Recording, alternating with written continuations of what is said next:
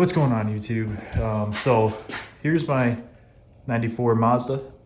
As you can see, I got the crane attached to the motor.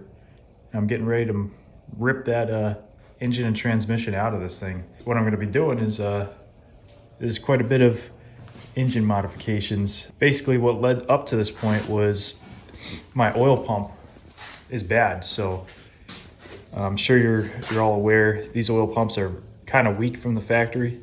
So the ability to get to that is kind of difficult. So it's either you drop the subframe or you pull the motor to do so. And I figured while it's out, I'll go ahead and do the clutch, do the coolant reroute kit.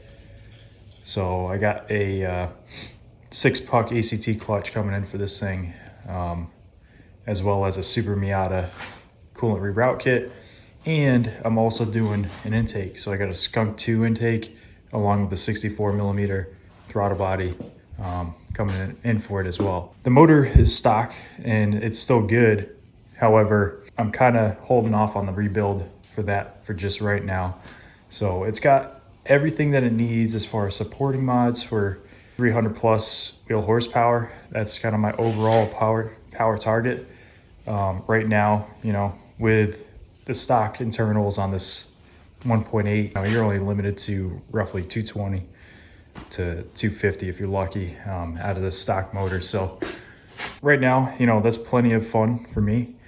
And having that grabby clutch as well as the intake, you know, being able to flow all that air into this motor and out of it with the 3-inch exhaust that I made, it's gonna be fun, you know, until I'm ready to start cranking it up.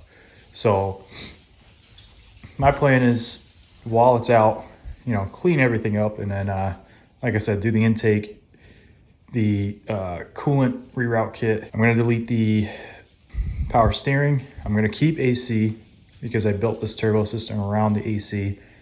The motor mounts, I got some AWR motor mounts coming in for it. So AWR is, there's some pretty stiff mounts, but this is a weekend driver for me. This is not everyday, daily driver for me. So getting in it and going and dealing with the vibrations is not a problem. So with that said, like I said, doing those 3 or 4 things. The clutch is the biggest thing, or the biggest reason why I'm pulling this motor as opposed to dropping the subframe and doing the oil pump there. So yeah, let's get to it. Let's start pulling this motor out. See what we got.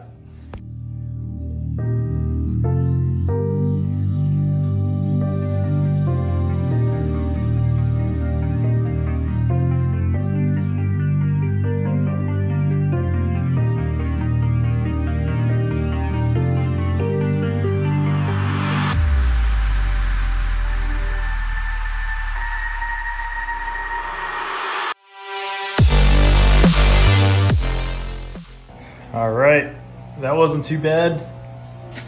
Honestly, it was more work getting to the point of pulling the motor than anything else. But even then, once you cross your T's, dot your I's, make sure you got all your harnesses unplugged, as well as all your hoses, get all that out of there. It breaks free, and it's really not actually that hard of a job. And anybody that thinks that they can't pull a motor out of a Miata, you're wrong. I mean, it's honestly, it's not a bad job. It'll take you a couple of days to do it. Like it took me probably better part of 2 days to get it to this point, but it's here. And as long as you got a place to put it and a place to put all your parts, that's the biggest thing. So yep, what we're gonna do now is we're gonna get that transmission out of there, and then I'm gonna work on getting that over on the engine stand, the motor over on the engine stand, and then from there I can start tearing down some things that needs to be teared down.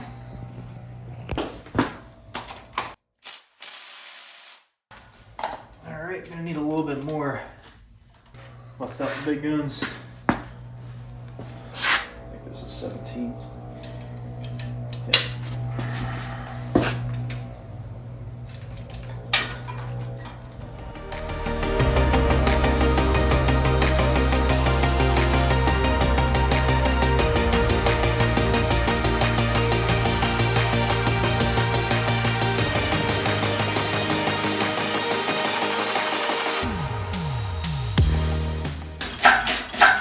All right, that should be good. Is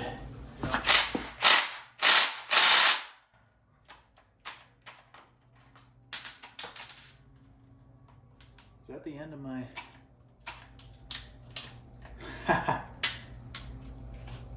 I think I just broke my impact. No! That's my favorite tool. That's what I get for using it like an asshole. Guess we're going old school.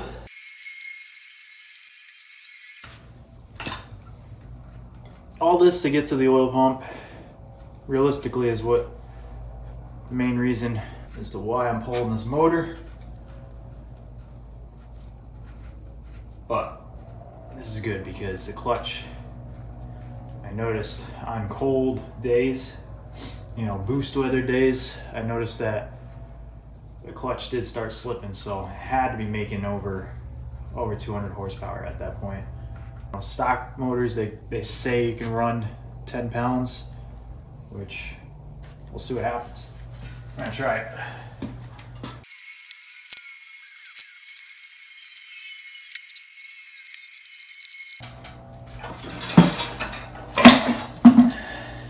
I think I just gotta jostle it.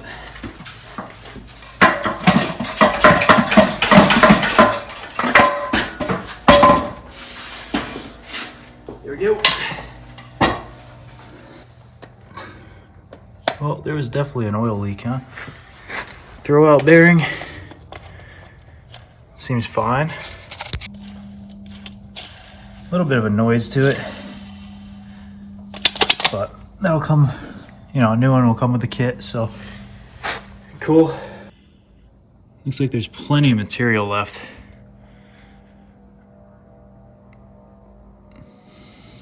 I think I'll be able to tell him to get that off. Let's get this clutch off.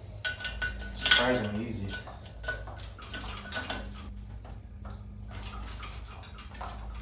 I don't plan on reusing this clutch, so that's why I'm not going in a circular pattern here. Dang, I really wish I didn't break my impact. I don't know if you can see that, but it doesn't honestly look that bad. There's some heat marks in it, but that's normal.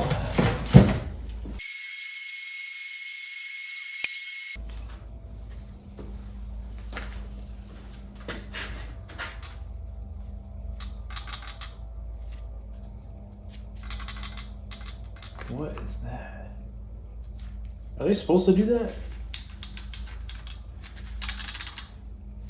Judging by how close it is to that one, I think that's a bolt. Whatever that is.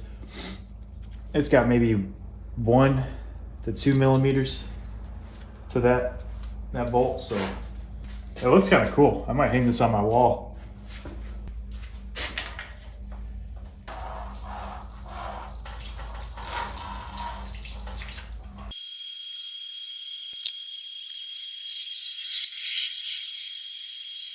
Yeah, wow. Rear main seal is actually good. I don't see any oil coming out of there. Here's my flywheel.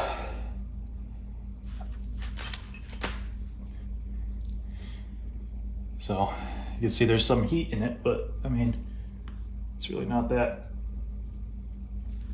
bad. I don't feel any grooves. Doesn't look like it's worked, but obviously you can't tell with the naked eye.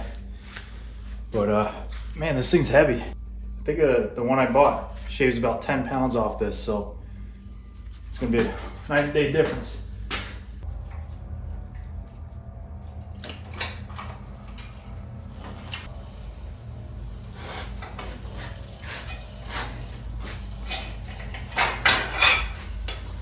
Just realized I'm probably doing this wrong.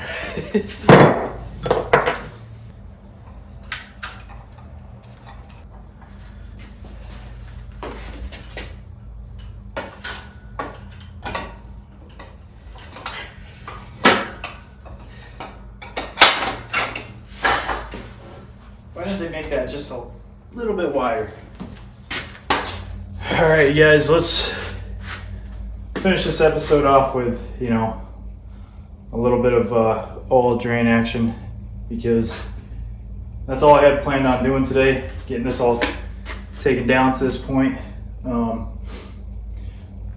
want to get the motor out today, which we did, check, as well as get the clutch and pressure plate, flywheel off, check. We'll start by draining the oil, letting all that get out of there. I did not do that prior to pulling the motor. I did for the transmission, however, so the transmission is empty. So this will conclude this episode by draining the oil, and next time you'll see us go through the various components. So I want to take the oil pan off, take the timing belt off, all that good stuff, and get to that oil pump, because that's the very first thing I want to tackle when that comes in. So stay tuned. Later.